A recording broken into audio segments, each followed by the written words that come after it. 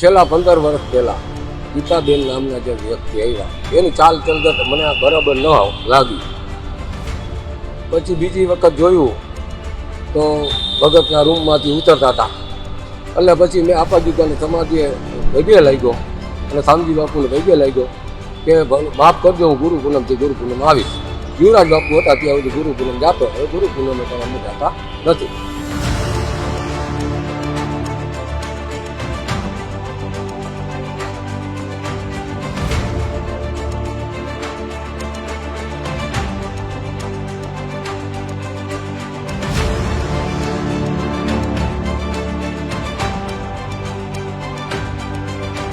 ત્યાં તેલિયાઓ ઘણા બધાને માર્યા છે, એ લોકો એવું કહે છે, આપણે વાતું સાંભળી છે, આપણે જોયા નથી.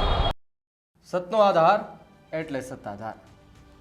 સંત સુરા અને સાવજોની ધરતી એટલે સૌરાષ્ટ્ર. સૌરાષ્ટ્રમાં સંતો છે, મહંતો છે, એ ભૂમિ છે, એ ધીંગી ધરા છે કે જ્યાં સિંહો છે, એવા સંતોના ઓરડાઓ છે. અને ક્યાંક એ સંતો અત્યારે વિવાદમાં છે. જી હા, વાત કરું છું સતનો આધાર સત્તાધારની. જે વિવાદ સૌ કોઈ જાણે છે, આજે એના પર ચર્ચા કરવી છે. નમસ્કાર, આપ જોઈ રહ્યા છો ન્યૂઝ રૂમ ગુજરાત અને આપની સાથે હું છું ભાવિક. તો જે રીતે સતનો આધાર એટલે સત્તાધાર, સત્તાધારમાં ઘણા લાંબા સમયથી વિવાદ ચાલી રહ્યો છે. હવે ગાદીને લઈને વિવાદ છે, પૈસાને લઈને વિવાદ છે કે પછી એ આંતરિક વિવાદ છે, એ કોઈને ખબર નથી, પણ વિવાદ ખૂબ ચરમસીમાએ છે.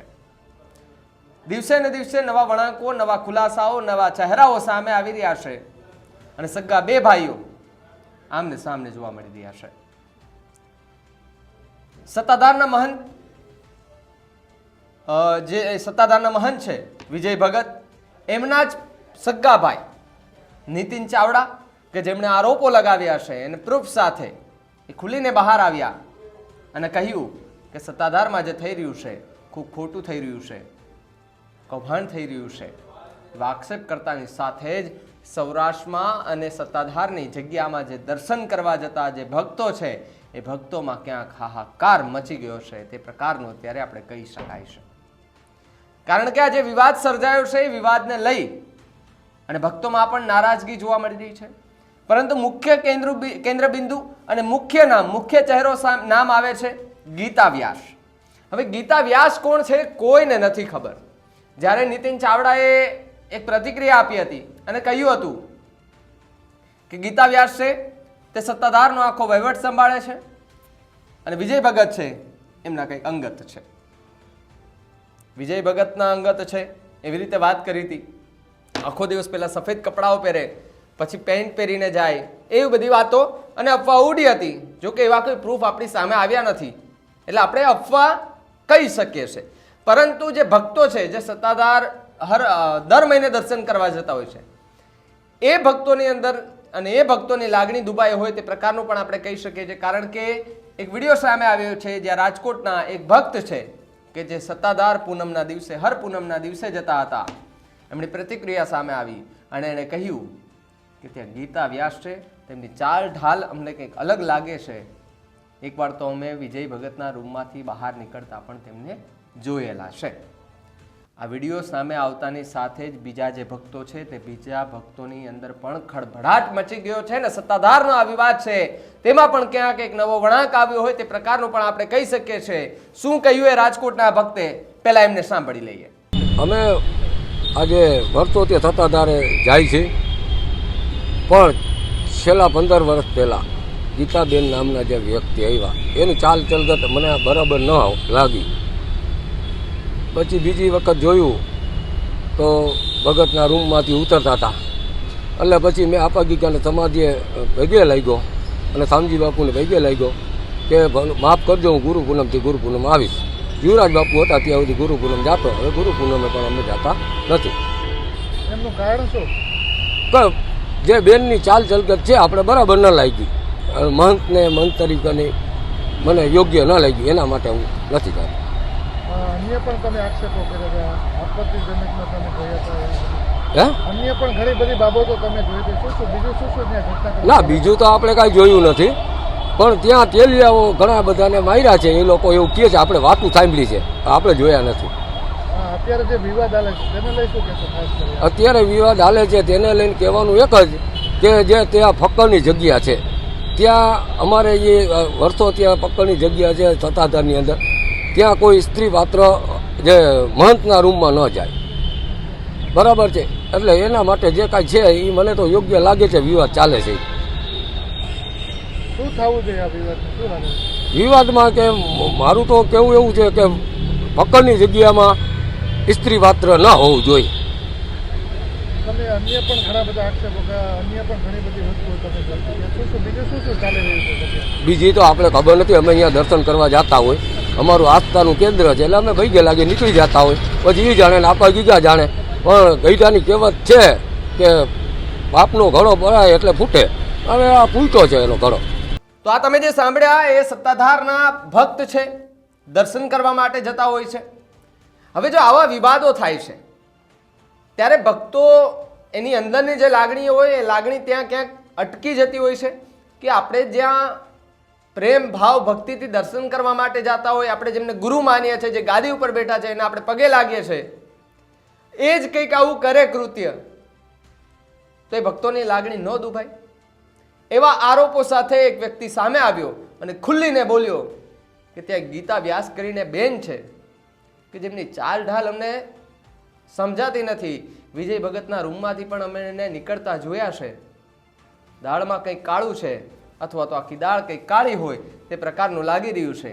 ભક્તોમાં પણ અત્યારે આક્રોશ જોવા મળી રહ્યો છે અને સત્તાધારની એ પાવન ભૂમિમાં મુખ્ય ચહેરો એ ગીતા વ્યાસ છે.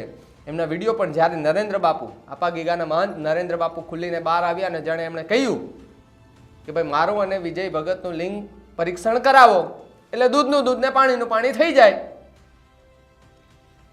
11 જેટલા મુદ્દાઓ રજૂ કર્યા હતા નરેન્દ્ર બાપુએ એ વિજય ભગત સામે કે 11 મુદ્દાઓ છે કે જે ટ્રસ્ટ ચાલે છે તેમાં એમને સમાવવાની વાત આવે.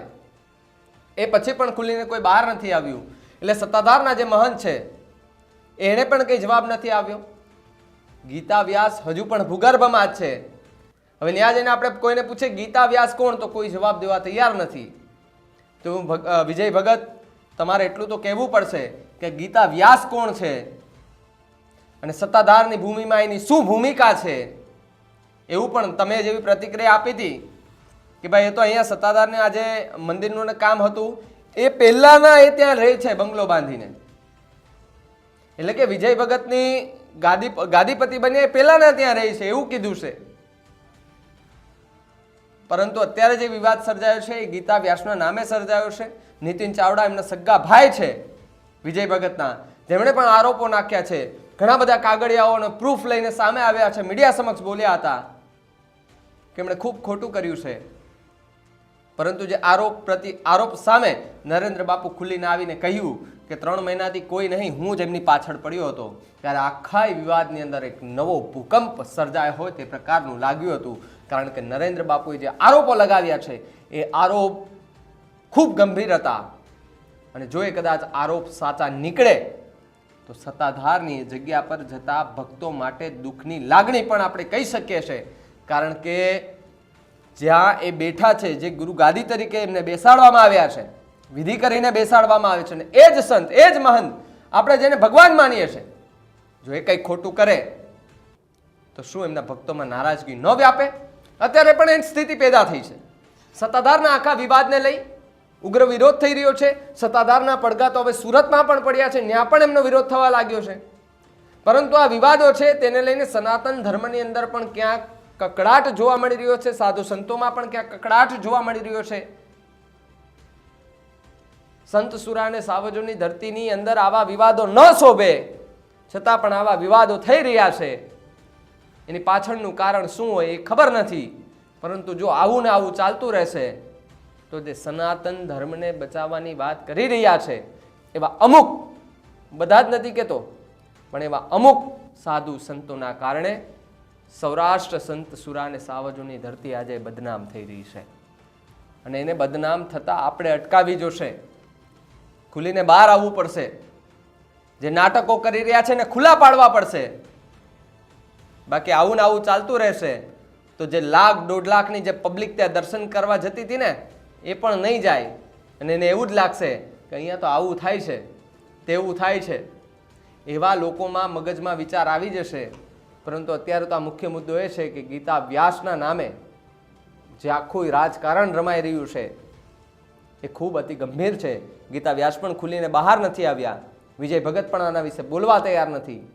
અને હવે નીતિન ચાવડા અને નરેન્દ્ર સોલંકી આપાગીગાના મહંત, આપાગીગાના ઓટલાના મહંત એ ખુલીને બહાર આવીને કહ્યું છે કે 3 મહિનાથી તો હું જ ભાઈ એમની પાછળ પડ્યો છું. હું તો કહું છું કે જગ્યાએ તમારી, સમયે તમારો, પ્રૂફય તમારા અને પ્રૂફય અમારા. અમે સવાલ કરીએ તમે જવાબ આપો, તમે સવાલ કરો અમે જવાબ આપીએ. ખુલ્લી ઓપન ચેલેન્જ આપી છે, પરંતુ હજુ સુધી વિજય ભગતે એ ચેલેન્જ સ્વીકારી નથી.